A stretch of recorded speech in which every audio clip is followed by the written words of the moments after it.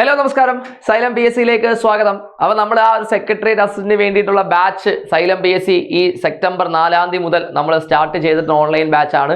നമ്മുടെ degree level പരീക്ഷയാണ്. Prelims plus mains orient ആയിട്ടുള്ള ബാച്ചുകളാണ് നമ്മൾ കൊടുത്തുകൊണ്ട് നമ്മൾ ഇരിക്കുന്നത്. ആദ്യം നമ്മൾ പ്രിലിംസ് ബാച്ച് ആയിരിക്കും, അതിനുശേഷം നമ്മൾ പ്രിലിംസിൻ്റെ എക്സാംസ് കഴിഞ്ഞതിന് ശേഷം നമ്മൾ മെയിൻസ് ബാച്ചുകൾ നമ്മൾ സ്റ്റാർട്ട് ചെയ്യുന്നതായിരിക്കും. നമ്മുടെ ആ ഒരു കോഴ്സ് ഫീ എന്ന് പറയുന്നത് 3999 രൂപയാണ് നമ്മുടെ കോഴ്സ് ഫീ എന്ന് പറയുന്നത്. ഇപ്പോൾ ഈ ഒരു സമയത്ത് നിങ്ങൾ ജോയിൻ ചെയ്യുകയാണ് എന്നുണ്ടെങ്കിൽ ഈ സെപ്റ്റംബർ 13-ാം തീയതിക്കുള്ളിൽ നിങ്ങൾ ജോയിൻ ചെയ്യുകയാണ് എന്നുണ്ടെങ്കിൽ നിങ്ങൾക്ക് ഒരു 10% ഓണ ഓഫറും കൂടെ നിങ്ങൾക്ക് ലഭിക്കുന്നതായിരിക്കും കേട്ടോ. ഓക്കെ, അപ്പോൾ ഞാനിന്ന് നിങ്ങളുടെ മുന്നിലേക്ക് വന്നിരിക്കുന്നതെന്ന് വെച്ച് കഴിഞ്ഞാൽ നമുക്കിപ്പോൾ എന്താ പറയുക, ഈ പറയുന്ന കോൺസ്റ്റിറ്റ്യൂഷനും സിവിക്സിനുമകത്തും രണ്ട് മേഖലയിലുമായിട്ട് നമുക്ക് എന്ത് കിടപ്പുണ്ട്. നമുക്ക് ഈ പറയുന്ന കോൺസ്റ്റിറ്റ്യൂഷൻ, ഇന്ത്യൻ പൊളിറ്റി എന്ന് പറഞ്ഞൊരു സബ്ജക്റ്റ് നമുക്ക് കിടപ്പുണ്ട് അല്ലേ. നമുക്ക് സിവിക്സ് നമ്മൾ നോക്കുകയാണെങ്കിൽ നമ്മൾ ഗവൺമെന്റിന്റെ സ്ട്രക്ചറുമായി ബന്ധപ്പെട്ട കാര്യങ്ങൾ, അത് ജുഡീഷ്യറിയും പാർലമെന്റും എക്സിക്യൂട്ടീവുമായി ബന്ധപ്പെട്ട കാര്യങ്ങളൊക്കെ സിവിക്സിന്റെ കൂട്ടത്തിലാണ് നമുക്ക് തന്നിരിക്കുന്നത്. അതേസമയം ബാക്കിയുള്ള കാര്യം കോൺസ്റ്റിറ്റ്യൂന്റ് അസംബ്ലിയുമായി ബന്ധപ്പെട്ട കാര്യങ്ങളാണെങ്കിലും citizenship, fundamental rights, fundamental duties, directive principles, നമ്മുടെ എമർജൻസി പ്രൊവിഷൻസുമായി ബന്ധപ്പെട്ട കാര്യങ്ങൾ, അമെൻമെൻറ്റ്സുമായി ബന്ധപ്പെട്ട കാര്യങ്ങൾ അല്ലേ, ലിസ്റ്റുകളുമായി ബന്ധപ്പെട്ട കാര്യങ്ങൾ, ഇതെല്ലാം എവിടെയാണ് വന്നിരിക്കുന്നത്? കോൺസ്റ്റിറ്റ്യൂഷൻ, ഇന്ത്യൻ പൊളിറ്റി എന്ന് പറഞ്ഞ ഭാഗത്തുമാണ് തന്നിരിക്കുന്നത്. അപ്പോൾ ഈ കാര്യങ്ങൾ നമ്മൾ എവിടെ നിന്ന് പഠിക്കും, ആധികാരികമായിട്ട് എവിടെ നിന്ന് പഠിക്കും എന്നുള്ളത് ഇപ്പോഴും പലർക്കും ഒരു കൺഫ്യൂഷൻ ആയിട്ടുള്ള കാര്യമാണ്. അപ്പോൾ അത് ആ ഒരു കൺഫ്യൂഷൻ ഒഴിവാക്കുന്നതിന് വേണ്ടിയിട്ടും കുറച്ച് കാര്യങ്ങൾ നിങ്ങൾക്കൊന്ന് പറഞ്ഞു തരുന്നതിനൊക്കെ വേണ്ടിയിട്ടാണ് ഞാൻ ഇന്ന് നിങ്ങളുടെ മുന്നിൽ ഈ ഒരു സെഷനുമാണ് ഞാൻ നിങ്ങളുടെ മുന്നിലേക്ക് വന്നിരിക്കുന്നത്. അപ്പോൾ നമ്മളിപ്പോൾ കഴിഞ്ഞ റീസെൻ്റ് ആയിട്ടുള്ള പരീക്ഷകളൊക്കെ നമ്മൾ നോക്കുക എന്നുണ്ടെങ്കിൽ നമ്മുടെ SCERT പാഠപുസ്തകങ്ങളും NCERT പാഠപുസ്തകങ്ങളും എന്താണ്, അതിൽ നിന്നുള്ള ചോദ്യങ്ങളൊക്കെ നമുക്ക് ഒരുപാട് അതായത് അതിൽ പറഞ്ഞിരിക്കുന്ന പോയിന്റുകൾ അതേപോലെ കട്ട് പേസ്റ്റ് അടിച്ച് നമുക്ക് എന്ത് ചെയ്യുന്നുണ്ട്, ക്വസ്റ്റ്യൻസ് നമുക്ക് വരുന്നുണ്ട്. ഇപ്പം കഴിഞ്ഞ 10th ലെവൽ പരീക്ഷകൾ നോക്കുകയാണെങ്കിൽ നമുക്ക് നല്ലപോലെ നമുക്ക് മനസ്സിലാക്കാവുന്നതാണ്. കഴിഞ്ഞ ഡിഗ്രി ലെവൽ പരീക്ഷകൾക്ക് അതേപോലെ നമുക്കുണ്ട്. അപ്പം NCERT പാഠപുസ്തകങ്ങൾ, NCERT പാഠപുസ്തകങ്ങൾ നമുക്ക് എന്താണ് ഒരു പഠിക്കാനായിട്ടുള്ള ഒരു നല്ലൊരു സോഴ്സായിട്ട് നമുക്ക് ഉപയോഗിക്കാം. പിന്നെ അതേപോലെ തന്നെ നമ്മൾ എപ്പോഴും പറയും, നമ്മൾ എന്താണ് ഇന്ത്യൻ പൊളിറ്റിയുടെ ബൈബിൾ എന്നൊക്കെ നമ്മൾ പറയുന്ന ഒരു ടെക്സ്റ്റ് ബുക്ക് നമുക്കുണ്ട്. ലക്ഷ്മികാന്ത് സാറിൻ്റെ ഇന്ത്യൻ പൊളിറ്റിയുടെ ടെക്സ്റ്റ് ബുക്ക്, അതിൻ്റെ റീസെൻറ്റ് എഡിഷൻ നമുക്ക് അവൈലബിൾ ആണ്. ആ ഒരു ടെക്സ്റ്റ് ബുക്ക് ആധികാരികമായിട്ട് തന്നെ നമുക്ക് എന്ത് ചെയ്യാണ്, പഠിക്കാനായിട്ട് നമുക്ക് ഉപയോഗിക്കാം കേട്ടോ. ആ ഒരു ടെക്സ്റ്റ് ബുക്കിൽ അതെല്ലാ കണ്ടന്റുകളും ഉണ്ട്. സിമ്പിളായിട്ട് തന്നെയാണ് നമുക്ക് കൊടുത്തിരിക്കുന്നത്. ഈസി ആയിട്ട് നമുക്ക് പഠിച്ചെടുക്കാനൊക്കെ പറ്റുന്നതാണ് ഇന്ത്യൻ പൊളിറ്റിയുടെ ലക്ഷ്മികാന്ത് സാറിൻ്റെ ടെക്സ്റ്റ് ബുക്ക്. ഓക്കെ, ഇനി നമുക്കൊരു ബേസിൽ നിന്നുള്ള കാര്യങ്ങളൊക്കെ പഠിച്ച് തുടങ്ങാനായിട്ട് നമുക്ക് SCERT പാഠപുസ്തകത്തിൽ തന്നെ നമുക്ക് തുടങ്ങാം അല്ലേ. അപ്പോൾ SCERT നമ്മൾ ഏത് ക്ലാസ് മുതൽ ഏത് ക്ലാസ് വരെ നമ്മൾ പഠിക്കണം എന്നുള്ളതൊക്കെ എല്ലാവർക്കും ഒരു കൺഫ്യൂഷനാണ്. അത് ഏതൊക്കെ ക്ലാസ്സുകളിൽ ഏതൊക്കെയാണ് നമുക്ക് കോൺസ്റ്റിറ്റ്യൂഷനുമായി ബന്ധപ്പെട്ട കാര്യങ്ങൾ കിടക്കുന്നത് എന്നുള്ളത് ആദ്യം ഞാൻ നിങ്ങൾക്ക് എന്ത് ചെയ്യാം ഒന്ന് പറഞ്ഞുതരാം. ഓക്കെ, എന്നിട്ട് അതിൽ പറഞ്ഞിരിക്കുന്ന കുറച്ച് പ്രധാനപ്പെട്ട പോയിന്റുകളും കാര്യങ്ങളും എന്ത് ഞാൻ നിങ്ങൾക്കൊന്ന് വിശദമായിട്ട് ഞാൻ നിങ്ങൾക്ക് പറഞ്ഞു തരിക നിങ്ങൾക്ക് ചെയ്യാം. ഓക്കെ, അപ്പോൾ ആദ്യം നമുക്ക് 6-ാം ക്ലാസ്സിൻ്റെ പാഠപുസ്തകം എടുക്കുകയാണ് എന്നുണ്ടെങ്കിൽ അവിടെ നമുക്ക് ജനാധിപത്യവും അവകാശങ്ങളും എന്ന് പറഞ്ഞൊരു ടോപ്പിക്ക് നമുക്ക് പറയാം. ജനാധിപത്യവും അവകാശങ്ങളും എന്ന് പറഞ്ഞൊരു ടോപ്പിക്ക് നമുക്ക് ക്ലാസ് ചാപ്റ്റർ നമുക്ക് പറഞ്ഞു. 10ാമത്തെ ചാപ്റ്റർ ആണ് 6-ാം ക്ലാസ്സിലെ 10ാമത്തെ ചാപ്റ്റർ, സോഷ്യൽ സയൻസിൻ്റെ ജനാധിപത്യ അവകാശങ്ങളും. ഇവിടെ നമുക്ക് എന്താണ് ജനാധിപത്യം എന്നുള്ളതും നമ്മുടെ പൗരന്മാരുടെ അവകാശങ്ങൾ എന്തൊക്കെയാണ്. ഇപ്പം നമ്മൾ പറയും രാഷ്ട്രീയപരമായിട്ടുള്ള അവകാശം നമുക്കുണ്ട്, അതേപോലെ നിയമപരമായിട്ടുള്ള അവകാശം നമുക്കുണ്ട്. ഈ അവകാശങ്ങൾ എന്തൊക്കെയാണ് എന്നുള്ളതൊക്കെ നമുക്ക് വിശദമായിട്ട് തന്നെ നമുക്ക് എന്ത് ചെയ്യാം, മനസ്സിലാക്കാൻ നമുക്ക് സാധിക്കുന്നതാണ്. ഓക്കെ, നമ്മുടെ പുതിയ SCERT പാഠപുസ്തകം നിങ്ങൾ എന്ത് ചെയ്താൽ ഫോളോ ചെയ്ത് പഠിച്ചു പോയാൽ മതി കേട്ടോ. ഓക്കെ, ഇനി അതേപോലെ തന്നെ നമുക്ക് സ്ഥിരമായിട്ട് പരീക്ഷകൾക്ക് നമുക്ക് വരുന്നൊരു മേഖലയുണ്ട്, മനുഷ്യാവകാശ കമ്മീഷനുമായി ബന്ധപ്പെട്ടൊരു ചോദ്യങ്ങൾ നമുക്ക് വരാറുണ്ട്. ഇത് നമ്മൾ ഈ പറഞ്ഞ 6-ാം ക്ലാസ്സിൻ്റെ പാഠപുസ്തകത്തിനകത്താണ് നമ്മൾ അതുമായിട്ട് ബന്ധപ്പെട്ട ചോദ്യം നമുക്ക് വന്നിരിക്കും കേട്ടോ.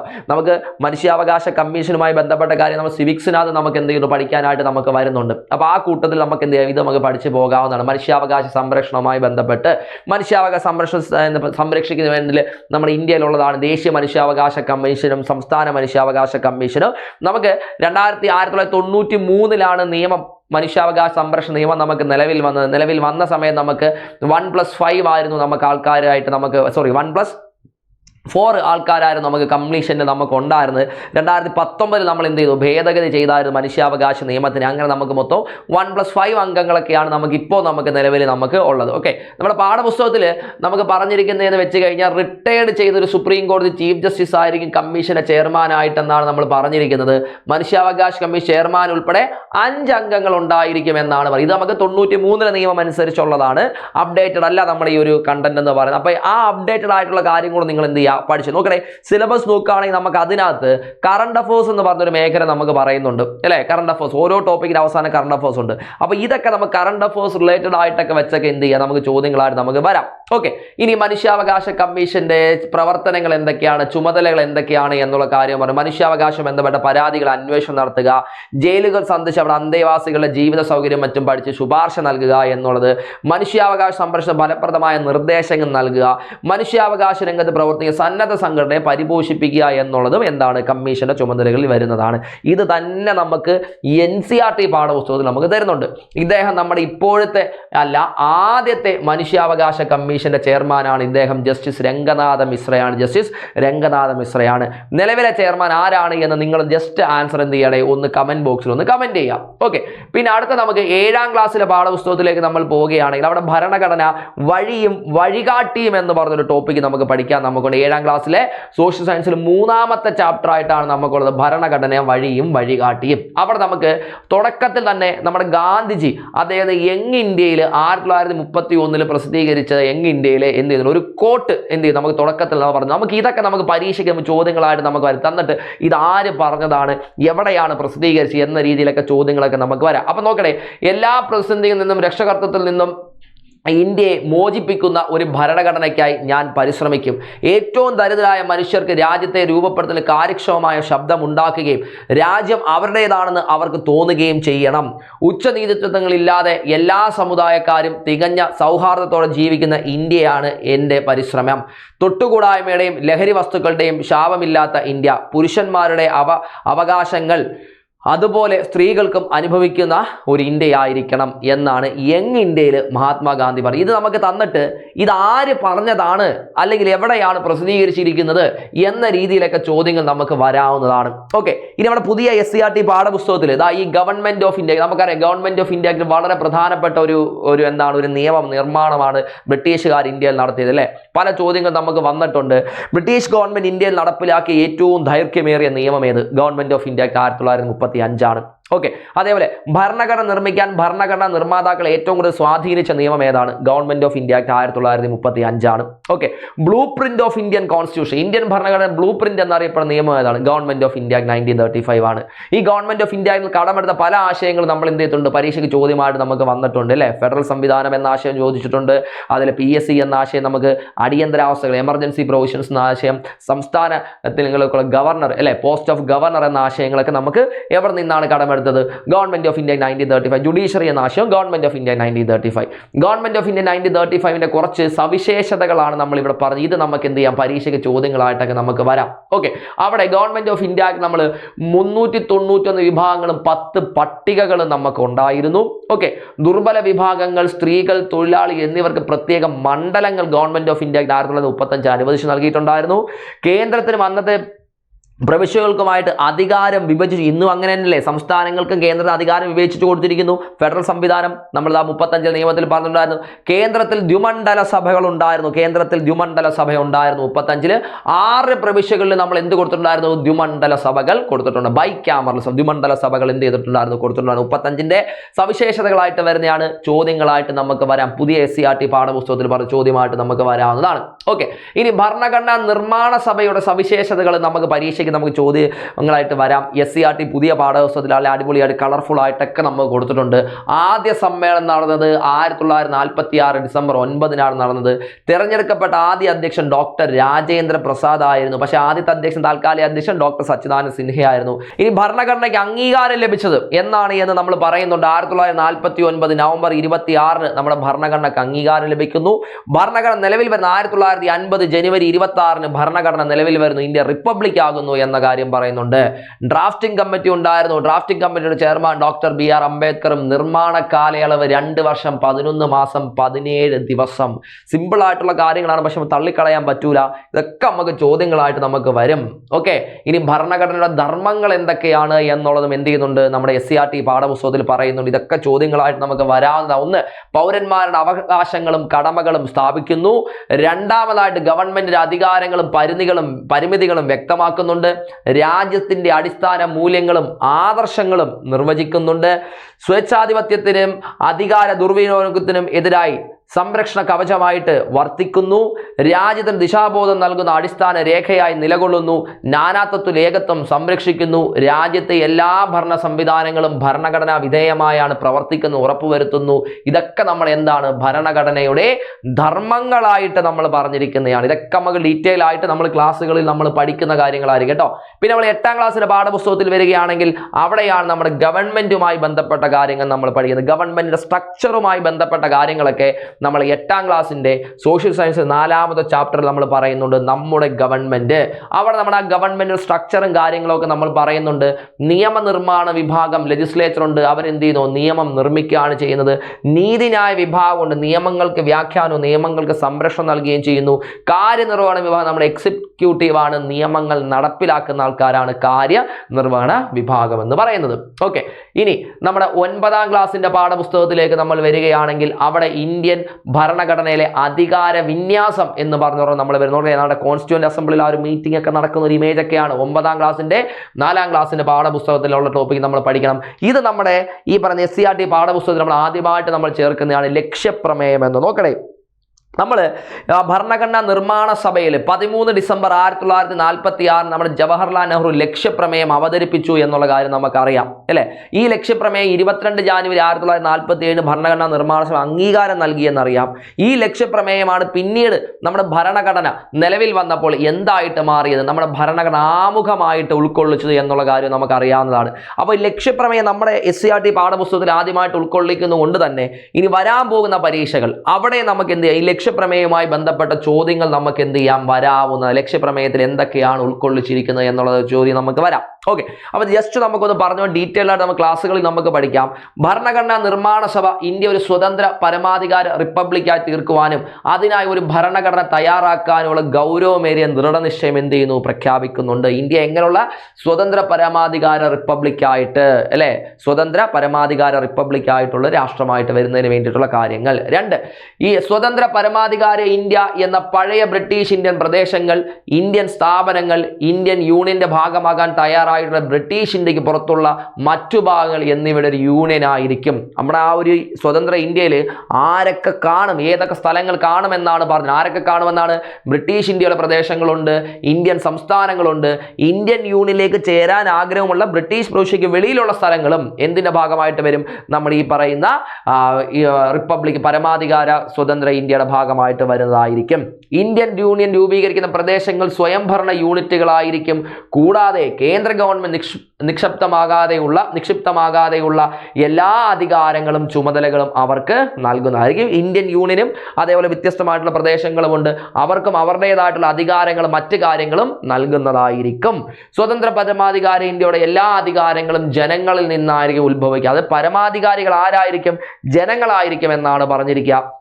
ഇന്ത്യയിലെ എല്ലാ ജനങ്ങൾക്കും സാമൂഹ്യവും സാമ്പത്തികവും രാഷ്ട്രീയമായ നീതിയും പദവി സമത്വം, അവസര സമത്വം, നിയമത്തിന് മുമ്പിലുള്ള സമത്വം, കൂടാതെ നിയമത്തിനും പൊതുധാർമ്മികതയ്ക്കും വിധേയമായി സംസാരം, ആവിഷ്കാരം, വിശ്വാസം, ആരാധന, തൊഴിൽ, സംഘടനയും പ്രവർത്തനവും എല്ലാ മൗലിക സ്വാതന്ത്ര്യങ്ങളും ഉറപ്പു നൽകുകയും സംരക്ഷിക്കുകയും ചെയ്യും. അതായത് ജനങ്ങൾക്ക് അവരുടേതായിട്ടുള്ള എല്ലാ അവകാശങ്ങളും മൗലിക അവകാശങ്ങളും സ്വാതന്ത്ര്യങ്ങളും നൽകുന്ന രീതിയിലായിരിക്കും നമ്മുടെ ഭരണഘടന എന്നുള്ളതാണ് ഇവിടെ പറയുന്നത് ലക്ഷ്യപ്രമേയത്തിലൂടെ നെഹ്റു അവതരിപ്പിച്ച് പറഞ്ഞു. ഓക്കെ, അപ്പോൾ ഈ പറയുന്ന 5 പോയിന്റുകൾ നമ്മൾ പഠിച്ചിരിക്കണം. ലക്ഷ്യപ്രമേയത്തിൽ എന്തൊക്കെയാണ് പറഞ്ഞിരിക്കുന്നത് എന്ന രീതിയിലുള്ള ചോദ്യം നമുക്ക് എന്ത് ചെയ്യാം, വരാവുന്നതാണ്. ഇത് തന്നെ NCERT നമുക്കുണ്ട്, ലക്ഷ്യപ്രമേയം NCERT ഉണ്ട് കേട്ടോ. ഓക്കെ, ഇനി ഇന്ത്യൻ ഫെഡറലിസത്തിന്റെ സവിശേഷതകൾ എന്ന് പറയുന്നതും നമ്മുടെ 9ാം ക്ലാസ്സിന്റെ പാഠപുസ്തകത്തിൽ നമുക്ക് പറയുന്നുണ്ട്. സവിശേഷതകൾ ഇത് നമ്മൾ പരീക്ഷയ്ക്ക് ചോദ്യങ്ങളായിട്ട് നമുക്ക് വരും കേട്ടോ. സവിശേഷതകൾ കേന്ദ്ര സംസ്ഥാനങ്ങൾക്ക് പൊതുവായൊരു ഭരണഘടനയാണ്. ഭരണഘടന പരമാധികാരം, ഏക പൗരത്വം, ഭരണഘടന ഭേദഗതി ചെയ്യാൻ അധികാരത്തിന് കേന്ദ്രത്തിന് മേൽക്കൈയുണ്ട്, ദ്വിമണ്ഡല നിയമനിർമ്മാണ സഭയുണ്ട്, കേന്ദ്ര സംസ്ഥാന അധികാര വിഭജനം കൂടുതൽ വിഷയങ്ങളും പ്രാധാന്യ അധികാരങ്ങളും കേന്ദ്രത്തിന് നൽകും, സ്വതന്ത്രവും നിഷ്പക്ഷവുമായ നീതിന്യായ വ്യവസ്ഥ, അർദ്ധ ഫെഡറൽ സംവിധാനം, ക്വാസി ഫെഡറൽ സംവിധാനം. ഇതൊക്കെ ക്ലാസ്സുകളിൽ നമ്മൾ ഡീറ്റെയിൽ ആയിട്ട് പഠിക്കും കേട്ടോ. അധികാരം വേർതിരിക്കൽ, സെപ്പറേഷൻ ഓഫ് പവേഴ്സ്, അല്ലേ? ഇപ്പൊ ജുഡീഷ്യറിക്ക് ജുഡീഷ്യറിയുടെ അധികാരമുണ്ട്, നമ്മുടെ നീതിന്യായ വിഭാഗത്തിന് അവരുടേതായിട്ടുള്ള അധികാരമുണ്ട്, നിയമനിർമ്മാണ വിഭാഗത്തിന് അവരുടേതായിട്ടുള്ള അധികാരമുണ്ട്, സെപ്പറേഷൻ ഓഫ് പവർ ഉണ്ട്. 3 പേരും അവരുടെ അധികാരങ്ങൾ അങ്ങോട്ടും ഇങ്ങോട്ടും എന്ത് ചെയ്യത്തില്ല, കൈ കടത്തുവാണെങ്കിൽ നമ്മൾ എന്ത് ചെയ്യൂല, ഭരണം നേരെ ചൊവ്വയാവൂല. അപ്പൊ അവരുടെ അധികാരങ്ങൾ എന്തൊക്കെയാണ് എന്ന് നമ്മൾ കൃത്യമായിട്ട് നമ്മൾ ഡിവൈഡ് ചെയ്ത് കൊടുത്തിട്ടുണ്ട്. അത് നമ്മൾ എന്ത് ചെയ്യും, പഠിക്കണം. പാർലമെന്റ് ചുമതലകൾ നിയമനിർമ്മാണം, എക്സിക്യൂട്ടീവിനെ നിയന്ത്രിക്കുന്നുണ്ട്, പൊതുഖജനാവിന്റെ സംരക്ഷണമായിട്ട് പ്രവർത്തിക്കുന്നുണ്ട്, ഉപരാഷ്ട്രപതി രാഷ്ട്രപതി തെരഞ്ഞെടുപ്പിൽ പങ്കാളിയാകുന്നു, ഇംപീച്ച്മെന്റ് നടപടിക്രമങ്ങളിൽ ജുഡീഷ്യൽ അധികാരിയായിട്ട് പ്രവർത്തിക്കുന്നുണ്ട്, ഭരണഘടനാ ഭേദഗതി പരിഗണിക്കലും അംഗീകരിക്കലും പാർലമെന്റിന്റെ പ്രധാനപ്പെട്ട ചുമതലകളിൽ വരുന്നതാണ്. പുതിയ പാഠപുസ്തകത്തിലാണ്. ഇനി അവിടെ ഭേദഗതി ചെയ്യാനുള്ള രീതികളെ കുറിച്ചുള്ള കാര്യങ്ങൾ നമ്മൾ പറയുന്നു. ഇതുമായിട്ട് ബന്ധപ്പെട്ട ചോദ്യങ്ങളൊക്കെ ഇപ്പം നമുക്ക് പരീക്ഷയ്ക്ക് നമുക്ക് വരുന്നു. കഴിഞ്ഞ ഡിഗ്രി ലെവൽ പരീക്ഷയ്ക്ക് ഈ ചോദ്യം നമുക്കുണ്ടായിരുന്നു. ഭരണഘടനയെ ഭേദഗതി ചെയ്യുന്ന ആർട്ടിക്കിൾ 368 ഭേദഗതിയെക്കുറിച്ചുള്ള കാര്യം പറയുന്നത്. 368 നമ്മൾ ദൃഢമായ ഭേദഗതി, അതിദൃഢമായ ഭേദഗതി, അല്ലേ? അതായത് സ്പെഷ്യൽ മെജോറിറ്റി പ്ലസ് റാറ്റിഫിക്കേഷൻ, ഇത് രണ്ടെണ്ണം നമ്മൾ എവിടെയാണ് നമ്മൾ ഈ പറയുന്നതിൻ്റെ കൂട്ട് നമ്മുടെ 368 പറയും. ഇവിടെയാണ് നമ്മൾ സ്പെഷ്യൽ മെജോറിറ്റി എന്നുള്ള വരുന്നത്, പ്രത്യേക ഭൂരിപക്ഷത്തിൽ സ്പെഷ്യൽ മെജോറിറ്റി എന്നുള്ളൊരു കാര്യം നമ്മൾ വരുന്നതും. ഇനി സ്പെഷ്യൽ മെജോറിറ്റി പ്ലസ് എന്താണ് നമ്മുടെ റാറ്റിഫിക്കേഷൻ ഓഫ് സ്റ്റേറ്റ്സും വരുന്നുണ്ട്. 368 ഈ 2 കാര്യങ്ങളാണ്. ഈ പറയുന്ന അയവുള്ള ഭേദഗതിയാണ് നമ്മൾ സിമ്പിൾ മെജോറിറ്റി എന്ന് നമ്മൾ പറയും, സിമ്പിൾ മെജോറിറ്റി. പക്ഷേ ഈ സിമ്പിൾ മെജോറിറ്റി ആർട്ടിക്കിൾ 368 വെളിയിലുള്ളതാണ്, 368 വെളിയിലുള്ളതാണ് എന്നുള്ളത് എന്ത് ചെയ്യുക, നിങ്ങൾ ഓർത്തിരിക്കുക കേട്ടോ. ഓക്കെ, ഈ നമ്മുടെ മന്ത്രിസഭയുടെ ചുമതലകൾ, ഇതുമായിട്ട് ബന്ധപ്പെട്ട റീസെന്റ് ആയിട്ടുള്ള ക്വസ്റ്റ്യൻസ് ഒക്കെ നമുക്കുണ്ട്. ഇത് നമ്മുടെ 9ാം ക്ലാസ്സിന്റെ പാഠപുസ്തകത്തിൽ തന്നെ പറഞ്ഞിരിക്കുന്ന കാര്യമാണ്. ഓക്കേടെ, ഇനി നമുക്ക് നോക്കണേ, ഇത്രയും പറഞ്ഞ കാര്യങ്ങൾ നമ്മൾ ബേസ് ആണ്, അല്ലെ? ബേസ് ആയിട്ടുള്ള കാര്യങ്ങളാണ് ഇനി ഇതെല്ലാം നമ്മൾ പറഞ്ഞത്. പല ക്ലാസ്സുകളിലാണ് SCRT ഈ പറഞ്ഞ കാര്യങ്ങളെല്ലാം നമ്മൾ പഠിച്ചത്, അല്ലേ? കിടക്കുന്നത് 6ാം ക്ലാസ് മുതൽ 9ാം ക്ലാസ്സുള്ള കാര്യങ്ങൾ നമ്മൾ പറഞ്ഞു, അല്ലേ? ഇനി ഇതെല്ലാം നിങ്ങൾക്ക് ഒരുമിച്ച് ഒരൊറ്റ എടുത്ത് വേണമെന്നുണ്ടെങ്കിൽ അതിനുള്ള സോഴ്സാണ് നമ്മൾ ഏതെന്ന് പറയുന്നത്, 11ാം ക്ലാസ്സിലെ നമ്മുടെ പൊളിറ്റിക്കൽ സയൻസിന്റെ NCERT പാഠപുസ്തകം ഇന്ത്യൻ ഭരണഘടന പ്രയോഗത്തിൽ എന്ന് പറഞ്ഞ് നമ്മുടെ NCERT 11ാം ക്ലാസ്സിന്റെ പാഠപുസ്തകം, പൊളിറ്റിക്കൽ സയൻസിന്റെ പാഠപുസ്തകം നിങ്ങൾ എടുത്താൽ മതി. അതിനകത്ത് നമ്മൾ ഇപ്പോൾ പറഞ്ഞ കാര്യങ്ങളെല്ലാം നമ്മൾ സിലബസിനെ അടിസ്ഥാനമാക്കിയിട്ടുള്ള എല്ലാ കാര്യങ്ങളും നമുക്കിവിടെ നമ്മൾ പറയുന്നുണ്ട്. 1ാമത്തെ ചാപ്റ്ററായിട്ട് ഭരണഘടന എന്തുകൊണ്ട്, എങ്ങനെ, ഇന്ത്യൻ ഭരണഘടന അവകാശങ്ങൾ, തെരഞ്ഞെടുപ്പും പ്രാതിനിധ്യവും, കാര്യനിർവഹണ വിഭാഗം, നിയമനിർമ്മാണ വിഭാഗം, നീതിന്യായ വിഭാഗം, ഫെഡറലിസം, പ്രാദേശിക ഗവൺമെന്റ്, ഭരണഘടന സജീവ പ്രമാണങ്ങളുടെ നിലയിൽ, ഭരണഘടനയുടെ തത്വശാസ്ത്രം എന്നിങ്ങനെ എല്ലാം ഡീറ്റെയിൽഡ് ആയിട്ട് നമുക്ക് എന്ത് കിടപ്പുണ്ട്. ഓക്കെ, നിങ്ങൾക്ക് ഒന്നുകിൽ SCRT പഠിച്ച് ബേസ് എല്ലാം ഒന്ന് സ്ട്രോങ് ആക്കിയതിനു ശേഷം NCERT നിങ്ങൾക്ക് കയറാം. ഇനി അത്യാവശ്യം നല്ല സ്ട്രോങ്ങും ബേസ് ഒക്കെ സ്ട്രോങ് ആയിട്ടുള്ള ആൾക്കാരാണ് എന്നുണ്ടെങ്കിൽ നിങ്ങൾ എന്ത് ചെയ്യും, NCERT നിങ്ങൾക്ക് ഡയറക്റ്റ് ആയിട്ട് നിങ്ങൾക്ക് കയറാവുന്നതാണ്. NCERT വായിച്ചതിന് ശേഷം നമ്മൾ എന്ത് ചെയ്യുക, ലക്ഷ്മികാന്ത് സാറിന്റെ ഇന്ത്യൻ പൊളിറ്റി എന്ന് പറയുന്ന ആ ഒരു ടെക്സ്റ്റ് ബുക്കിലേക്ക് എന്ത് ചെയ്യുക, നിങ്ങൾ പോകും. ലക്ഷ്മികാന്ത് സാറിന്റെ ഇന്ത്യൻ പൊളിറ്റി എന്ന് പറയുന്ന ടെക്സ്റ്റ് ബുക്കിലേക്ക് നിങ്ങൾ പോകാവുന്നത് ആണ് കേട്ടോ. അപ്പൊ നമുക്ക് ഈ ചാപ്റ്ററുകളിൽ എന്തൊക്കെ കാര്യങ്ങളാണ് പഠിക്കാനായിട്ട് പറഞ്ഞിരിക്കുന്നത് എന്നുള്ള കാര്യം കൂടെ നമുക്ക് നോക്കാം. ഓക്കെ, 1ാമത്തെ ചാപ്റ്റർ ഭരണഘടന എന്തുകൊണ്ട്, എങ്ങനെ എന്നുള്ളതാണ്. അപ്പൊ ഈ ഒരു ചാപ്റ്റർ പഠിച്ചു കഴിയുമ്പോൾ നമുക്കിതാ ഈ പറയുന്ന കാര്യം, ഭരണഘടന എന്നുകൊണ്ട് അർത്ഥമാക്കുന്നത് എന്താണ് എന്നുള്ളതും, ഭരണഘടന സമൂഹത്തിന് എന്താണ് പ്രയോജനം ചെയ്യുന്നത് എന്നുള്ളതും, സമൂഹത്തിലെ അധികാരത്തിന്റെ വിതരണം ഭരണഘടന എങ്ങനെ നിർവഹിക്കുന്നു എന്നുള്ളതും, ഇന്ത്യൻ ഭരണഘടന രൂപപ്പെടുത്തിയിരിക്കുന്നത് എങ്ങനെയാണ് എന്നുള്ള കാര്യങ്ങളൊക്കെ നമുക്ക് എന്ത് ചെയ്യാവുന്നതാണ് ഈ ഒരു ചാപ്റ്ററിൽ നിന്ന്, 1ാമത്തെ NCERT 11ാം ക്ലാസ്സിന്റെ ചാപ്റ്ററിൽ നിന്ന് നമുക്ക് എന്ത് ചെയ്യും, മനസ്സിലാക്കി എടുക്കാവുന്നതാണ്. ഓക്കെ, ഇന്ത്യൻ ഭരണഘടന എങ്ങനെയാണ് രൂപീകരിച്ചത്. കഴിഞ്ഞ ഡിഗ്രി ലെവൽ പരീക്ഷകൾക്ക് നമുക്ക് ഇതിൽ നിന്ന് ചോദ്യങ്ങൾ നമുക്ക് വന്നിട്ടുണ്ടായിരുന്നു. കോൺസ്റ്റിറ്റ്യൂവന്റ് അസംബ്ലി നമ്മൾ രൂപീകരിക്കുന്നുണ്ടായിരുന്നു. ആദ്യ സമ്മേളനം 1946 ഡിസംബർ 9 നടന്നത് എന്നുള്ള കാര്യങ്ങൾ നമ്മൾ എന്ത് ചെയ്യുന്നുണ്ട്, പറയുന്നുണ്ട്. Government of India act 1935 government of India act സ്ഥാപിതമാക്കപ്പെട്ട പ്രവിശ്യ നിയമനിർമ്മാണ സഭയിലെ അംഗങ്ങൾ പരോക്ഷ തെരഞ്ഞെടുപ്പിലൂടെയാണ്, കഴിഞ്ഞ പരീക്ഷകളുടെ ചോദ്യം, പരോക്ഷ തെരഞ്ഞെടുപ്പിലൂടെ ഭരണഘടനാ നിർമ്മാണ സഭയിൽ അംഗങ്ങളെ തെരഞ്ഞെടുത്തത്. ക്യാബിനറ്റ് മിഷൻ എന്നറിയപ്പെടുന്ന ബ്രിട്ടീഷ് ക്യാബിനറ്റ് കമ്മിറ്റി നിർദ്ദേശിച്ച രൂപരേഖയുടെ അടിസ്ഥാനത്തിലാണ് ഭരണഘടനാ നിർമ്മാണ സഭ നമ്മൾ രൂപീകരിച്ചത്. വളരെ ഇമ്പോർട്ടൻ്റ് ആണ് ഇത് നമ്മുടെ NCERT 11ാം. അപ്പോൾ ഭരണഘടന എങ്ങനെയാണ് രൂപീകരിക്കപ്പെട്ടത് എന്നുള്ള കാര്യങ്ങളും അവിടത്തേക്ക് അംഗങ്ങളെ തെരഞ്ഞെടുക്കുകയും നമ്മൾ ചെയ്തിട്ടുണ്ടായിരുന്നു. കുറച്ച് ആൾക്കാർ നമ്മൾ നാമനിർദ്ദേശം ചെയ്ത് നമ്മൾ എന്ത് ചെയ്തിട്ടുണ്ടായിരുന്നു, വിട്ടിട്ടുണ്ടായിരുന്നു എന്നുള്ള കാര്യം നമുക്ക് അറിയാവുന്നതാണ് അല്ലേ. ആ രീതിയിലൊക്കെ ഉള്ള ചോദ്യങ്ങൾ നമുക്ക് എന്ത് ചെയ്യും, പരീക്ഷയ്ക്ക് ചോദ്യങ്ങളായിട്ട് നമുക്ക് വരുന്നതാണ്. കൃത്യമായിട്ട് എല്ലാ കാര്യങ്ങളും നമ്മൾ ഈ പറയുന്ന 11ാം ക്ലാസ്സിൻ്റെ NCERT പാഠപുസ്തകത്തിൻ്റെ 1ാമത്തെ ചാപ്റ്ററിൽ തന്നെ നിങ്ങൾ കൃത്യമായിട്ട് ഞാൻ കുറച്ച് ഡീറ്റെയിൽസ് ഞാനിവിടെ കൊടുത്തിട്ടുണ്ട്. നിങ്ങൾക്ക് ഇതിൻ്റെ PDF കിട്ടുമ്പോൾ നിങ്ങൾ എന്ത് ചെയ്യുക, ഇത് നോക്കണം കേട്ടോ. കൃത്യമായിട്ട് കാര്യം ഇതെല്ലാം നമ്മൾ ക്ലാസ്സിൽ ഡീറ്റെയിൽഡ് ആയിട്ട് നമ്മൾ പഠിക്കും. ഓക്കെ, ഇനി എങ്ങനെയായിരുന്നു ആ ഭരണഘടനാ നിർമ്മാണ സഭ രൂപീകരിച്ച ആ ഒരു നടപടിക്രമത്തിലേക്ക് എന്ത് ചെയ്യാം, നമുക്ക് പോകാം. അത് നമ്മൾ ഇവിടെ തന്നെ പറയുന്നുണ്ട്. ഇതും നമ്മൾ കഴിഞ്ഞ പരീക്ഷകൾക്ക് നമുക്ക് ചോദ്യമായിട്ട് നമുക്ക് വന്നിട്ടുണ്ടായിരുന്ന 8 പ്രധാനപ്പെട്ട കമ്മിറ്റികൾ നമുക്കുണ്ടായിരുന്നു. മേജർ കമ്മിറ്റി, ഭരണഘടനാ നിർമ്മാണ വിവിധ കമ്മിറ്റികൾ ഉണ്ടായിരുന്നു. മേജർ കമ്മിറ്റികളും മൈനർ കമ്മിറ്റികളും നമുക്കുണ്ടായിരുന്നു എന്ന് നമുക്കറിയാം. മേജർ കമ്മിറ്റികളുടെ എണ്ണമാണ് നമുക്ക് പറയാം 8 മേജർ കമ്മിറ്റികൾ നമുക്കുണ്ടായിരുന്നു. അധ്യക്ഷസ്ഥാനം വഹിച്ചത് ജവഹർലാൽ നെഹ്റു, രാജേന്ദ്ര പ്രസാദ്, സർദാർ പട്ടേൽ, മൗലാന ആസാദ്, ഡോക്ടർ BR അംബേദ്കർ തുടങ്ങിയവരായിരുന്നു. ഇതും നമുക്ക് കഴിഞ്ഞ പരീക്ഷകൾക്ക് സ്റ്റേറ്റ്മെന്റ് ആയിട്ട് നമുക്ക് വന്നതാണ്. ഇനി അതേപോലെ തന്നെ ഇവിടെ വന്നൊരു ചോദ്യമാണ്, ഈ യോഗങ്ങളിൽ പത്രപ്രവർത്തകർക്കും പൊതുജനങ്ങൾക്കും പ്രവേശനാനുമതിയും എന്ത് ചെയ്ത് നൽകിയിട്ടുണ്ടായിരുന്നു. ഇത് നമുക്ക് സ്റ്റേറ്റ്മെന്റ് ആണ് നമ്മൾ തന്നിട്ടുള്ളത്. അപ്പൊ നോക്കണേ, നമുക്ക് ഈ ലക്ഷ്മികാന്ത് സാറിന്റെ ടെക്സ്റ്റ് ബുക്കിൽ പറഞ്ഞിട്ടില്ലാത്ത കുറച്ച് കാര്യങ്ങൾ നമുക്ക് എവിടെ നമുക്ക് കിട്ടും, NCERT പാഠപുസ്തകത്തിൽ നമുക്ക് കിട്ടും. അതും കൂടെ എന്ത് ചെയ്യാം നിങ്ങൾ, അപ്പൊ രണ്ടും കൂടെ വെച്ച് നിങ്ങൾ കമ്പയർ ചെയ്ത് പഠിക്കുകയാണെങ്കിൽ കൂടുതൽ എഫക്റ്റീവ് ആയിരിക്കും എന്നുള്ള കാര്യം കൂടെ നിങ്ങൾ ഓർത്തിരിക്കാം. ഓക്കെ, ഇനി നമ്മുടെ ഇന്ത്യൻ ഭരണഘടന വിവിധ ആശയങ്ങൾ പല പല രാജ്യങ്ങളിൽ നമ്മൾ കടമെടുത്തിട്ടുണ്ട്. അത് നമ്മൾ പരീക്ഷയ്ക്ക് ഡിഗ്രി എന്നോ 10th എന്നോ +2 എന്നോ വ്യത്യാസമില്ല, നമ്മൾ പരീക്ഷകൾക്കെല്ലാം നമ്മൾ ചോദ്യം വരുന്നതാണ്. ബ്രിട്ടീഷ് ഭരണഘടനയിൽ നമ്മൾ കടമെടുത്ത ആശയങ്ങളാണ് നമ്മൾ ഇവിടെ പറഞ്ഞിരിക്കുന്നത്. കേവല ഭൂരിപക്ഷ വ്യവസ്ഥ, പാർലമെന്ററി സംവിധാനം, നിയമവാഴ്ച, സ്പീക്കറുടെ സ്ഥാനം, നിയമനിർമ്മാണ സഭകളുടെ നടപടിക്രമങ്ങൾ. ഐറിഷ് ഭരണഘടനയിൽ നിന്ന് കടമെടുത്ത കാര്യങ്ങളുണ്ട്. ഫ്രാൻസിന്റെ ഭരണഘടനയിൽ നിന്നും കാനഡയിൽ നിന്നും അമേരിക്കയിൽ നിന്നും കടമെടുത്ത ആശയങ്ങൾ നമ്മുടെ NCERT പാഠപുസ്തകം 11ൽ നമ്മൾ പറയുന്നുണ്ട്.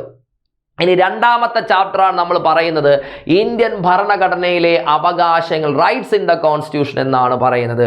ഇതിൽ നിന്ന് നമുക്ക് എന്തൊക്കെ കാര്യങ്ങൾ നമുക്ക് പഠിക്കാൻ കിട്ടും, മൗലിക അവകാശങ്ങൾ എന്തൊക്കെയാണ് എന്നുള്ള, എത്ര തരത്തിലുള്ള അവകാശങ്ങളുണ്ട്, ഈ അവകാശങ്ങളെ എങ്ങനെയാണ് സംരക്ഷിക്കുന്നത് എന്നുള്ളതും. ഓക്കെ, ഈ അവകാശങ്ങൾ സംരക്ഷിക്കുന്നതും വ്യാഖ്യാനിക്കുന്ന നിയമനിർമ്മാണ വിഭാഗത്തിനുള്ള പങ്ക് എന്താണ്, ജുഡീഷ്യറിയുടെ പങ്ക് എന്താണെന്നും, മൗലിക അവകാശങ്ങളും രാഷ്ട്രത്തിന്റെ നിർദ്ദേശ തത്വങ്ങളും തമ്മിലുള്ള വ്യത്യാസം എന്താണ് എന്നുള്ളതും. ഓക്കെ, പ്രധാനമായിട്ട് ഇതിൽ നിന്ന് നമ്മൾ മൗലിക അവകാശങ്ങളെയും നിർദ്ദേശ തത്വങ്ങളെയും കുറിച്ചുള്ള കാര്യങ്ങളാണ് നമ്മൾ എന്ത് ചെയ്യുന്നത്, പഠിക്കുന്നത് കേട്ടോ. പ്രധാനമായിട്ട് നമ്മൾ ഈ ഒരു കാര്യങ്ങളാണ് നമ്മൾ പഠിക്കുന്നത്. നമ്മൾ ഏതൊക്കെയാണ് മൗലിക അവകാശങ്ങൾ എന്നുള്ള കാര്യം കൃത്യമായിട്ട് നമ്മൾ പറഞ്ഞിട്ടുണ്ട്. റൈറ്റ് ടു ഇക്വാളിറ്റി 14 മുതൽ 18 ഏതൊക്കെ വരുന്നുണ്ട്, റൈറ്റ് ടു ഫ്രീഡത്തിൽ ഏതൊക്കെ കാര്യങ്ങൾ വരുന്നുണ്ട്, റൈറ്റ് അഗെയിൻസ്റ്റ് എക്സ്പ്ലോയിറ്റേഷനകത്ത് ഏതൊക്കെയുണ്ട്, മതസ്വാതന്ത്ര്യത്തിൽ ഏതൊക്കെ കാര്യങ്ങൾ വരുന്നുണ്ട്, അതേപോലെ നമ്മുടെ കൾച്ചറൽ ആൻഡ് എഡ്യൂക്കേഷൻ റൈറ്റ്സിൽ ഏതൊക്കെ വരുന്നുണ്ട്, ഭരണഘടന പരിഹാരങ്ങൾക്കുള്ള അവകാശത്തിൽ എന്തൊക്കെയാണ് വരുന്നത് എന്നുള്ള മൗലിക അവകാശങ്ങളെല്ലാം കൃത്യമായിട്ട് നമ്മുടെ NCERT പാഠപുസ്തകത്തിൽ നമുക്ക് വരുന്നുണ്ട്. ഇനി പ്രത്യേകമായിട്ടും PSC അടുത്തിടയ്ക്കൊക്കെ പരീക്ഷയ്ക്ക് ചോദ്യം വരുന്നൊരു കുറ്റാരോപിതർക്കുള്ള അവകാശങ്ങൾ, ആർട്ടിക്കിൾ നമ്പർ 20മായി ബന്ധപ്പെട്ട കാര്യം, ആർട്ടിക്കിൾ നമ്പർ 20മായി ബന്ധപ്പെട്ട കാര്യങ്ങളാണ്. നമ്മൾ പറയും ഒരു കുറ്റത്തിന് ഒന്നിൽ കൂടുതൽ പ്രാവശ്യം ശിക്ഷ നൽകാൻ പാടില്ല, നോ ഡബിൾ ജപ്പാടി എന്നുള്ള കാര്യം. ഒരു നിയമത്തിന്റെ മുൻകാല പ്രാബല്യത്തോടു കൂടി ഒരാളെ ശിക്ഷിക്കാൻ പാടില്ല എന്ന് നമ്മൾ പറയുന്നുണ്ട്. ഒരാൾ ചെയ്ത കുറ്റത്തിന് അയാളെ തന്നെ സാക്ഷിയാക്കാനോ തെളിവ് നൽകാനോ പ്രേരിപ്പിക്കാൻ പാടില്ല എന്നുള്ള കാര്യം എന്ത് ചെയ്യുന്നുണ്ട്, പറയുന്നുണ്ട് അല്ലെ. ആർട്ടിക്കിൾ നമ്പർ 23 ഈ ഒരു കാര്യം, ഒരു വ്യക്തിയെ അയാൾക്കെതിരെ തെളിവ് നൽകുന്നതിന് നിർബന്ധിക്കാനോ പ്രേരിപ്പിക്കാനോ പാടില്ല എന്ന് പറയുന്നുണ്ട്. ഒരു നിയമത്തിന്റെ മുൻകാല പ്രാബല്യത്തോടു കൂടി ഒരാളെ ശിക്ഷിക്കാൻ പാടില്ല, ആർട്ടിക്കിൾ 21 പറയുന്നത്. നോ ഡബിൾ ജപ്പാടി ആർട്ടിക്കിൾ നമ്പർ 22 ഈ ഒരു കാര്യം പറയുന്നത്. നമ്മുടെ NCERT പാഠപുസ്തകത്തിൽ പറഞ്ഞിട്ടുള്ള കാര്യമാണ്, പഠിച്ചിരിക്കണം, ഇമ്പോർട്ടൻ്റ് ആയിട്ടുള്ളതാണ്. ഓക്കെ, ഇനി മതവിശ്വാസവുമായി ബന്ധപ്പെട്ട കാര്യങ്ങൾ, റൈറ്റ് ടു റിലീജിയസ് ഫ്രീഡവുമായി ബന്ധപ്പെട്ട കാര്യം. ഓക്കെ, ഇത് വളരെ ഇമ്പോർട്ടൻ്റ് ആണ്. കഴിഞ്ഞ പ്രാവശ്യം നമുക്ക് ഡിഗ്രി ലെവൽ പരീക്ഷയ്ക്ക് നമുക്ക് വന്നൊരു ഇതാണെന്ന് പറയുന്നത്, സ്വാതന്ത്ര്യം ഉൾക്കൊള്ളുന്ന മതസ്വാതന്ത്ര്യം ചില നിയന്ത്രണങ്ങൾക്ക് വിധേയമാണ്. ഏതൊക്കെ തരത്തിൽ, ക്രമസമാധാനം, ധാർമ്മികത, ആരോഗ്യം എന്നിവയെ സംരക്ഷിക്കുന്നതിന് വേണ്ടി മതസ്വാതന്ത്ര്യമേ സർക്കാരിന് ചില നിയന്ത്രണങ്ങൾ ചുമത്താൻ കഴിയും. കഴിഞ്ഞ പരീക്ഷയുടെ ചോദ്യമാണ്, ഇപ്പോൾ കഴിഞ്ഞ പരീക്ഷയുടെ ഡിഗ്രി ലെവൽ പ്രിലിംസ് പരീക്ഷയുടെ തന്നെ ചോദ്യമായിട്ട് നമുക്ക് വന്നതാണ്. ഇനി അടുത്തത് കോൺസ്റ്റിറ്റ്യൂഷണൽ റെമഡീസ്, റിട്ടുകളുമായി ബന്ധപ്പെട്ട കാര്യങ്ങളാണ് നമ്മൾ ഇവിടെ പഠിക്കുന്നത്. ഓക്കെ, നമുക്ക് 5 തരത്തിലുള്ള റിട്ടുകളുണ്ട്. Habeas habeas corpus writ, mandamus writ, ഓരോ റിട്ടുകളും എന്താണ് ഉദ്ദേശിക്കുന്നത് എന്നുള്ള കാര്യങ്ങൾ പറയുന്നുണ്ട്. 5 റിട്ടുകളും കൃത്യമായിട്ട് തന്നെ പറയുന്നുണ്ട്. പ്രൊഹിബിഷൻ റിട്ടിനെ കുറിച്ചും കോവാറണ്ടോയെ കുറിച്ചും സെർഷ്യോറിനെ കുറിച്ചും കൃത്യമായിട്ടുള്ള കാര്യങ്ങൾ പറയുന്നുണ്ട്. അതേപോലെ തന്നെ നമ്മുടെ സുപ്രീം കോടതിക്കും ഹൈക്കോടതിക്കും ഇത്തരം അവകാശം നടപ്പിലാക്കുന്ന സർക്കാരിന് ഉത്തരവ് നിർദ്ദേശങ്ങൾ നൽകാൻ കഴിയും. കോടതികൾക്ക് റിട്ടുകൾ എന്ന പേരിൽ നിരവധി പ്രത്യേക ഉത്തരവുകൾ നൽകാം. അത് മൗലിക അവകാശങ്ങൾ നിഷേധിച്ചു എന്ന് പറഞ്ഞ് സുപ്രീം കോടതിയിലോ ഹൈക്കോടതിയിൽ നമ്മൾ കേസ് കൊടുക്കുക, നമ്മൾ റിട്ട് ഹർജി എന്ന് പറയും. അപ്പോൾ അതിൽ ഉത്തരവ് നടപ്പിലാക്കുന്നതിന് കോടതി പ്രഖ്യാപിക്കുന്ന പ്രത്യേക ഉത്തരവുകളെയാണ് നമ്മൾ റിട്ടുകൾ എന്ന് വിളിക്കുക. 5 റിട്ടുകളും അത് ഏതൊക്കെയാണ് എന്നും എന്താണ് എന്നും കൃത്യമായിട്ട് നമുക്ക് പറയുന്നുണ്ട്. മാർഗനിർദ്ദേശക തത്വങ്ങൾ എന്തൊക്കെയാണ് എന്നുള്ളത് നമ്മൾ പറയുന്നത്. മാർഗനിർദ്ദേശക തത്വങ്ങൾ അല്ലേ, നമ്മുടെ രാഷ്ട്രം എന്താണ് എന്തെങ്കിലും നിയമനിർമ്മാണത്തിലോ അല്ലെങ്കിൽ നയരൂപീകരണത്തിലോ രാഷ്ട്രം ഫോളോ ചെയ്യേണ്ട സെറ്റ് ഓഫ് ഡയറക്ഷൻസ്, ഇൻസ്ട്രക്ഷൻസ് അല്ലെങ്കിൽ പ്രിൻസിപ്പിൾസ് ആണ് നിർദ്ദേശക തത്വങ്ങൾ എന്ന് പറയുന്നത്. ന്യായവാദത്തിന് അർഹമല്ല, നോൺ എൻഫോഴ്സബിൾ ബൈ ലോയുമാണ് ഏത് നിർദ്ദേശക തത്വങ്ങൾ, മാർഗനിർദ്ദേശ തത്വങ്ങൾ. നോൺ ജസ്റ്റിഷ്യബിൾ ഇൻ നേച്ചർ ആണ് എന്നുള്ള കാര്യങ്ങളൊക്കെ കൃത്യമായിട്ട് നമുക്ക് എന്ത് ചെയ്യുന്നു പറയുന്നുണ്ട്. കോടതി മുഖേന നടപ്പിലാക്കാൻ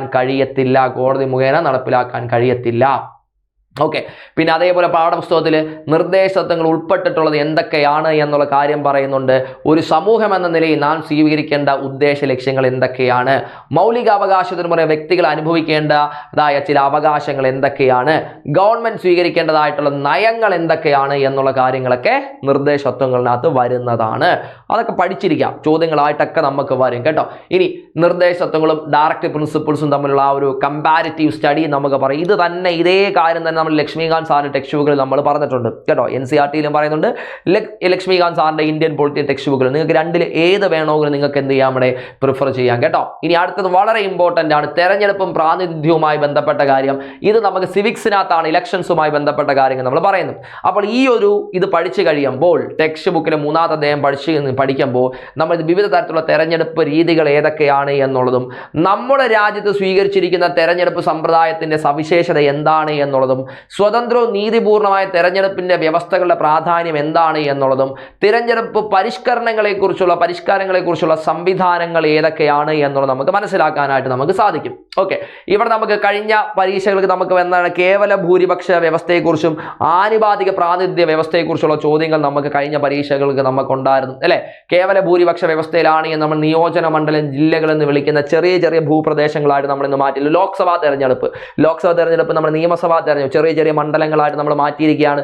പക്ഷെ ആനുപാതികമാണെങ്കിൽ വലിയൊരു ഭൂപ്രദേശം, ഇപ്പൊ രാജ്യസഭാ തെരഞ്ഞെടുപ്പിലേക്ക് നമ്മൾ വരികയാണ് അല്ലെ. വലിയൊരു ഒറ്റ കേരളം എന്ന് പറഞ്ഞ ഒറ്റ ഒരെണ്ണമാണ് അവിടെ നമുക്ക് വരുന്നത് അല്ലെ. അപ്പോൾ വലിയ ഭൂപ്രദേശങ്ങളായിട്ട് മാറ്റുന്നത് ആനുപാതികമാണ്, ചെറിയ ഭൂപ്രദേശങ്ങളായിട്ടുള്ളത് കേവല ഭൂരിപക്ഷമാണ്. എല്ലാ നിയോജക മണ്ഡലവും ഒരു പ്രതിനിധികളെയാണ് നമ്മൾ എന്ത് ചെയ്യുന്നത്, തെരഞ്ഞെടുത്തുകൊണ്ടിരിക്കുന്നത്. പക്ഷെ ഇവിടെ കേരളത്തിൽ നമ്മുടെ രാജ്യസഭ നോക്കിയാൽ 9 ആൾക്കാരെയാണ് നമ്മൾ തെരഞ്ഞെടുക്കുക. 9 ഈ പറഞ്ഞ 20 മണ്ഡലങ്ങളിൽ നിന്ന് ലോക്സഭയിലേക്ക് 20 ആൾക്കാർ. ഇവിടെ നമുക്ക് എന്താണ്, ഒരു നിയോജക മണ്ഡലത്തിൽ നിന്ന് 1 അതിലധികം ആൾക്കാർ എന്ന് തെരഞ്ഞെടുക്കും രാജ്യസഭയിലേക്ക്. കേരളം എന്ന് പറഞ്ഞ ഒറ്റ ഇതിൽ നിന്നാണ് 9 പേര്. പക്ഷേ നമ്മൾ നോക്കണേ, ലോക്സഭയിലേക്കാണെങ്കിലോ കേരളം എന്ന് പറയുന്ന അവിടെ നമ്മൾ 20 വ്യത്യസ്ത മണ്ഡലങ്ങളുണ്ട്. ആ ഓരോ വ്യത്യസ്ത മണ്ഡലം എന്തൊക്കെയാണ് എന്നുള്ളത് കൊണ്ട്. പക്ഷേ ഇവിടെ നമുക്ക് അങ്ങനെയാണോ, ആനുപാതികം രാജ്യസഭയിൽ അങ്ങനെയാണോ? അങ്ങനെയല്ല. ഇനി വോട്ടർമാർക്ക് ഒരു സ്ഥാനാർത്ഥിയാണ് എന്ത് ചെയ്യുന്നത്, കേവല ഭൂരിപക്ഷ വ്യവസ്ഥയിൽ വോട്ട് ചെയ്യുന്നത്. പക്ഷേ ഇവിടെ എന്താണ്, പാർട്ടിക്കാണ് അവിടെ വോട്ട് ചെയ്യുന്നത്, പാർട്ടിക്കാണ് വോട്ട് ചെയ്യുന്നത്. ഇനി ഒരു പാർട്ടി കിട്ടിയ വോട്ടിന്റെ ശതമാനത്തെക്കാൾ കൂടുതൽ സീറ്റുകൾ അവർക്ക് എന്ത് ചെയ്യാം, നിയമനിർമ്മാണ സഭയിൽ അവർക്ക് ലഭിക്കാവുന്നതാണ്. ഇനി ഒരു പാർട്ടിക്ക് അവർക്ക് ലഭിച്ച വോട്ടിന് ആനുപാതികമായിട്ടായിരിക്കും എന്ത് ചെയ്യുന്നത്, സീറ്റ് ആനുപാതിക വ്യവസ്ഥയിൽ ലഭിക്കുന്നത്. ഇനി സ്ഥാനാർത്ഥിക്ക് ഭൂരിപക്ഷം 50% കൂടുതൽ ലഭിക്കണം നിർബന്ധമുണ്ട്? ഒരു നിർബന്ധവുമില്ല. ടോട്ടൽ പോൾ ചെയ്ത വാലിഡ് ആയിട്ടുള്ള വോട്ടുകളുടെ 50% മുകളിൽ ലഭിക്കണം നിർബന്ധമുണ്ട്? ഇല്ല. ഏറ്റവും കൂടുതൽ വോട്ട് കിട്ടിയ ആളാണോ അവരെ നമ്മൾ എന്ത് ചെയ്യുന്നു, ജയിച്ചതായിട്ട് പ്രഖ്യാപിക്കുന്നു, കേവല ഭൂരിപക്ഷം. പക്ഷേ മറ്റേടത്ത് അങ്ങനെയല്ല, ഒരു നിശ്ചിത ഭൂരിപക്ഷം എന്തുണ്ടായിരിക്കണം, അവിടെ ഉണ്ടായിരിക്കണം. കേവല ഭൂരിപക്ഷ വ്യവസ്ഥയ്ക്ക് ഉദാഹരണമൊക്കെ പറയുന്നുണ്ട്. ബ്രിട്ടനും ഇന്ത്യയൊക്കെ കേവല ഭൂരിപക്ഷത്തിന് ഉദാഹരണമാണ്. ഇസ്രയേലും നെതർലാൻഡ്സും ഒക്കെ ആനുപാതിക വ്യവസ്ഥയ്ക്ക് ഉദാഹരണമാണ്. ഓക്കെ, ഇനി രാജ്യസഭാ തെരഞ്ഞെടുപ്പ് എങ്ങനെയാണ് നടക്കുന്നത് എന്നുള്ള കാര്യങ്ങളൊക്കെ കൃത്യമായിട്ട് പറയുന്നുണ്ട്. പരീക്ഷയ്ക്ക് അത് ചോദ്യങ്ങൾ നമുക്ക് വരാം. ഓക്കെ, സാർവത്രിക പ്രായപൂർത്തി വോട്ടവകാശം 18 വയസ്സിനും അതിന് മുകളിലേക്കും പ്രായമുള്ള എല്ലാ ഇന്ത്യക്കാർക്കും യാതൊരു വിവേചനവുമില്ലാതെ വോട്ട് ചെയ്യാം. റൈറ്റ് ടു വോട്ട് എന്ന് പറയുന്ന നിയമപരമായ അവകാശമാണോ, കോൺസ്റ്റിറ്റ്യൂഷണൽ റൈറ്റ് ആണോ എന്നൊക്കെ ഒരു ചോദ്യങ്ങളൊക്കെ പലരും ചോദിക്കുന്നുണ്ടാണ്. റൈറ്റ് ടു വോട്ട് എന്ന് പറയുന്നത് റീസെന്റ് ആയിട്ടും കഴിഞ്ഞ ഫെബ്രുവരിയിലും സുപ്രീം കോടതി പറഞ്ഞത് ഒരു കോൺസ്റ്റിറ്റ്യൂഷണൽ റൈറ്റ് ആണ് എന്ന് പറഞ്ഞിട്ടുണ്ട്. ആർട്ടിക്കിൾ നമ്പർ 326 റൈറ്റ് ടു വോട്ടിനെ കുറിച്ച് പറയുന്നത് എന്നുള്ള കാര്യം ഓർത്തിരിക്കുക. ആദ്യം നമുക്ക് 21 വയസ്സായിരുന്നു ഇന്ത്യയിൽ വോട്ട് ചെയ്യാനുള്ള പ്രായം, പിന്നെ അത് എത്രയായി? 18 വയസ്സാക്കി കുറച്ചു. ഞാൻ ചോദിക്കാം, നിങ്ങൾ ആൻസർ കമന്റ് ബോക്സിൽ കമന്റ് ചെയ്യണം. വോട്ടിംഗ് പ്രായം 21 നിന്നും 18 വയസ്സാക്കി കുറച്ച ഭരണഘടനാ ഭേദഗതി ഏതാണ് എന്നുള്ളത് പഠിച്ചിരിക്കാം. പിന്നെ നമ്മുടെ ഇലക്ഷൻ കമ്മീഷനുമായി ബന്ധപ്പെട്ടിട്ടുള്ള കാര്യം, നമ്മുടെ രാജ്യത്ത് സ്വതന്ത്രമായിട്ടുള്ള നീതിയുക്തമായിട്ടുള്ള തെരഞ്ഞെടുപ്പ് നടത്തുന്നതിന് വേണ്ടിയിട്ട് ഒരു ഇലക്ഷൻ കമ്മീഷൻ ഓഫ് ഇന്ത്യയുണ്ട്. ഇലക്ഷൻ കമ്മീഷൻ ഓഫ് 4 തെരഞ്ഞെടുപ്പുകളാണ് നമ്മൾ നടത്തുന്നത്. രാഷ്ട്രപതി തെരഞ്ഞെടുപ്പ്, ഉപരാഷ്ട്രപതി തെരഞ്ഞെടുപ്പ്, പാർലമെന്റ് തെരഞ്ഞെടുപ്പ്, സംസ്ഥാന നിയമസഭാ തെരഞ്ഞെടുപ്പ്. ഇനി 4ാമത്തെ ചാപ്റ്ററിലേക്ക് വരികയാണ്. അവിടെയാണ് നമ്മുടെ കാര്യനിർവഹണ വിഭാഗം, എക്സിക്യൂട്ടീവുകളുമായി ബന്ധപ്പെട്ട കാര്യങ്ങൾ നമ്മൾ അവിടെ വരുന്നത്. പാർലമെന്റ്, പ്രസിഡൻഷ്യൽ, എക്സിക്യൂട്ടീവ് തമ്മിലുള്ള വ്യത്യാസം എന്താണ് എന്ന് പറയുന്നുണ്ട്. ഇന്ത്യൻ രാഷ്ട്രപതിയുടെ ഭരണഘടനാ പദവി നമുക്ക് മനസ്സിലാക്കാൻ സാധിക്കുന്നുണ്ട്. മന്ത്രിസഭയുടെ ഘടനയും പ്രവർത്തനവും പ്രധാനമന്ത്രിയുടെ പ്രാധാന്യവും മനസ്സിലാക്കാം. ഭരണ സംവിധാനത്തിന്റെ പ്രാധാന്യവും പ്രവർത്തനങ്ങളും നമുക്ക് മനസ്സിലാക്കാൻ സാധിക്കുന്നതാണ്. നോക്കണേ, ഇതെല്ലാം നമുക്ക് റീസെന്റ് ആയിട്ട് നമുക്ക് പരീക്ഷകൾക്ക് ചോദ്യമായിട്ട് നമുക്ക് വന്നിട്ടുള്ള കാര്യങ്ങളൊക്കെയാണ് അല്ലെ. അവിടെ കൃത്യമായിട്ട് നമ്മൾ എടുത്തു പറയുന്നത് എക്സിക്യൂട്ടീവുകൾ ഏതൊക്കെ തരത്തിലാണ് നമുക്കുള്ളത്. കൂട്ടായ നേതൃത്വം എന്ന തത്വത്തെ അടിസ്ഥാനമാക്കിയിട്ടുള്ള വ്യവസ്ഥയും ഒരു വ്യക്തിയുടെ നേതൃത്വത്തെ അടിസ്ഥാനമാക്കിയിട്ടുള്ള വ്യവസ്ഥയും. പാർലമെന്ററി സമ്പ്രദായം, നമ്മൾ ഇന്ത്യയിൽ പാർലമെന്ററി സംവിധാനമല്ലേ. നമ്മൾ നമ്മുടെ ജനപ്രതിനിധികളെ തെരഞ്ഞെടുക്കുന്നു, അവർ ചെന്നിട്ട് ഒരു സഭയിൽ അവർ കൂടുന്നു, അവര് ഭൂരിപക്ഷമുള്ള ആൾക്കാർ അവരെന്ത് ചെയ്യുന്നു, നമ്മളെ ഭരിക്കുന്നു. നമ്മളെ ഭരിക്കാൻ വേണ്ടി ഈ പാർലമെന്റ് ആൾക്കാർ കയറി നമുക്ക് വേണ്ടി നിയമനിർമ്മാണം നൽകുന്നു. നമ്മുടെ ഇന്ത്യയിൽ പാർലമെന്ററി ആണ്. ഇനി അർദ്ധ പ്രസിഡൻഷ്യൽ സംവിധാനം നമുക്കുണ്ട്. ഫ്രാൻസ് ഒക്കെ അർദ്ധ പ്രസിഡന്റ് സംവിധാനം ഉദാഹരണമാണ്. പ്രസിഡൻഷ്യൽ സമ്പ്രദായം നമുക്കുണ്ട്, പ്രസിഡൻഷ്യൽ സമ്പ്രദായവും നമുക്ക് ഉണ്ട്. എല്ലാം വ്യത്യസ്തമായിട്ടുള്ള എന്താണ് അവർ തമ്മിലുള്ള ഫീച്ചേഴ്സും ഡിഫറൻസും കാര്യങ്ങളും ഒക്കെ നമുക്ക് എന്ത് ചെയ്യുന്നുണ്ട്, ഇവിടെ നമുക്ക് പറയുന്നുണ്ട് കേട്ടോ. ഓക്കെ, ഇനി അടുത്ത് നമുക്ക് ഇന്ത്യൻ പാർലമെന്ററി എക്സിക്യൂട്ടീവ് എങ്ങനെയാണ് നോക്ക്. നമ്മുടെ എക്സിക്യൂട്ടീവുകൾ അല്ലേ, എക്സിക്യൂട്ടീവുകൾ ആർക്ക് റെസ്പോൺസിബിൾ ആണ്? നമ്മൾ പറയും നമ്മുടെ ലെജിസ്ലേച്ചറിന് റെസ്പോൺസിബിൾ ആണ് എന്നാണ്. ഇന്ത്യയുടെ കാര്യത്തിൽ വെച്ച് പറയുകയാണെങ്കിൽ നമ്മുടെ യൂണിയൻ എക്സിക്യൂട്ടീവ് അല്ലേ, നമ്മുടെ ഇന്ത്യൻ പാർലമെന്റിന് റെസ്പോൺസിബിൾ ആണ്.